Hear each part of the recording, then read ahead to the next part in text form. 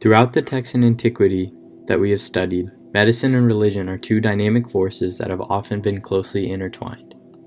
In the New Testament, it is often striking how popular the teachings of Jesus became, and how rapidly the faith was adopted by people of various backgrounds in the stories of the Christian Bible. It is evident in various portions of the Bible that the healing of Jesus and his disciples, and the faith they set out to spread, were interdependent in several ways.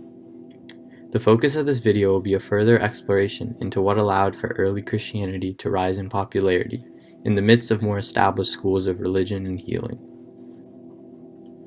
The map shown gives some idea of the environment from which Christianity sprung. Although this map is showing the kingdoms in 780 BC, it gives some idea of the fragmentation, as no strong, unifying, and lasting government spanning the whole region brought a uniform religion or medical tradition. Jesus' 3 years of ministry covered considerable ground at the time. However, it was not solely the ability of Jesus to spread his faith which created such a foothold for the popular rise of the religion.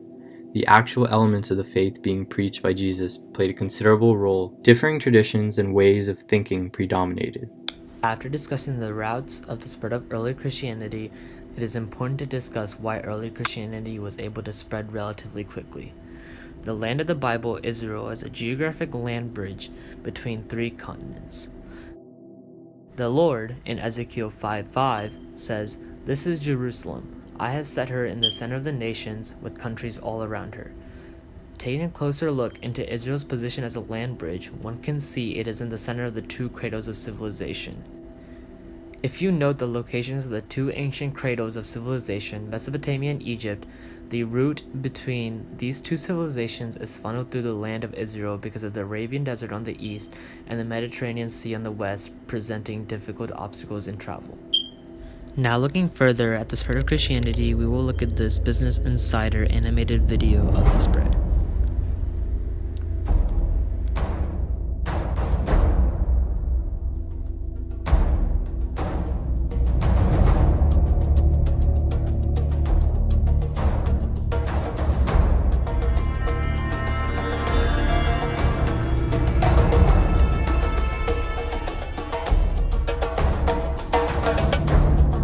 Now that we have discussed the spread of early Christianity geographically, we have laid the foundation to explore a topic that emerged throughout the various readings in the course.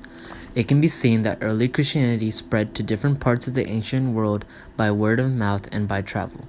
But what allowed for early Christianity to rise in popularity in the midst of more established schools of religion and healing like the cult of Asclepius and Hippocratic medicine? All of the previous discussion so far has laid a foundation for the rest of the video. It is important to understand the geographic and timely basis of early Christianity, showing how it was in such a good position to spread. However, now that we have discussed its spread and the geographical reasons for it, the question of what made it so appealing to the people arises. Why was early Christianity able to gain a foothold and become popular among the people at the time? We have offered a quick summary slide here to superficially show our main points. Compassion, inexpensive healthcare, equality to all social classes, and acceptance of other methods of healthcare allowed for the growth of early Christianity.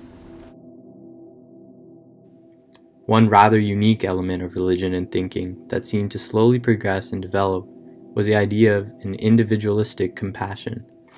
Prior to the time of Jesus, the Hebrew view that humanity had some intrinsic worth paved the way for a greater level of humaneness shown in the religion in ancient East. Prior to this development, sickness was often moralized by labeling the victims as deserving sinners in late Mesopotamian and Egyptian religions. The victims were said to be deserving of their sickness due to offending their gods in some way. Thus, it was a significant development that followers of Jesus and early Christians saw disease and sickness bringing the victim a favored position, deserving of compassion and sympathy, as opposed to shame and guilt. The story of the Good Samaritan illustrates this. And was going down from Jerusalem to Jericho. Robbers attacked him and grabbed everything he had. They beat him up and ran off, leaving him half dead. A priest happened to be going down the same road, but when he saw the man, he walked by on the other side. Later, a temple helper came to the same place, but when he saw the man who had been beaten up, he also went by on the other side. A man from Samaria then came traveling along that road. When he saw the man, he felt sorry for him and went over to him. He treated his wounds with olive oil and wine and bandaged them.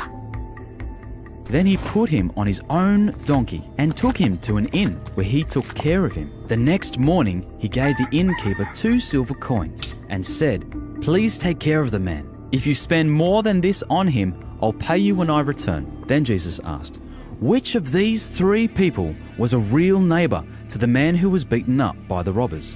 The teacher answered, "Well, the one who showed pity." Jesus said, "Go and do the same." In the classical world Christianity rose in, neither religion nor philosophy brought a compassionate response to human suffering in the way Christianity did. Christianity showed a marked concern for those that were in some form of physical need, such as illness. This idea was popularized and spread in and of itself by the emphasis on charity that was found even in the very early forms of Christianity. On a larger scale, in Greece, whenever a plague struck the population, it was not uncommon for a large portion of the sick to be completely abandoned, as those not ill would flee to remain so. Hippocratic medicine offered little in terms of social service and aid for the contagious sickly. A specific example of this occurrence can be found in the plague of Athens in the 5th century BC. Thucydides' famous account of this major plague sheds light on the idea that physicians were helpless against the disease, and consequently nothing could be done as the sick would be left to fend for themselves, more or less. On the other hand, during the plague of Cyprian, Christian churches took initiative in several cities of the Roman Empire to run a program for the care of the afflicted. All this during the time of the first empire-wide persecution of the early Christians. As stated in 2 Corinthians 1:4, God consoles us in all our affliction, so that we may be able to console those who are in any affliction with the consolation with which we ourselves are consoled by God. This provided grounds for such compassionate acts. One of early Christianity's biggest appeals was the compassion and love that the religion promoted.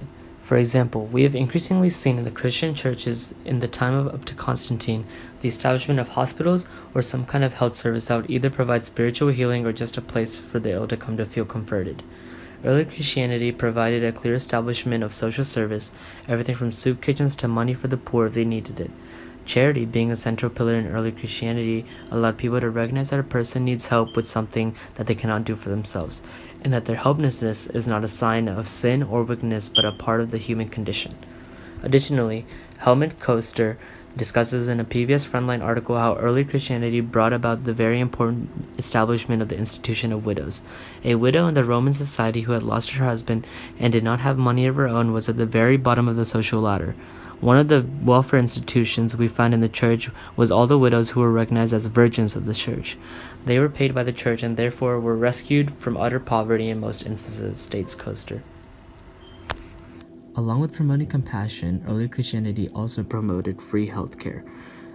People flocked to early Christianity because it provided free or cheap healthcare compared to the other systems that were present at the time. Compassion translated itself into the issue of payment for doctors.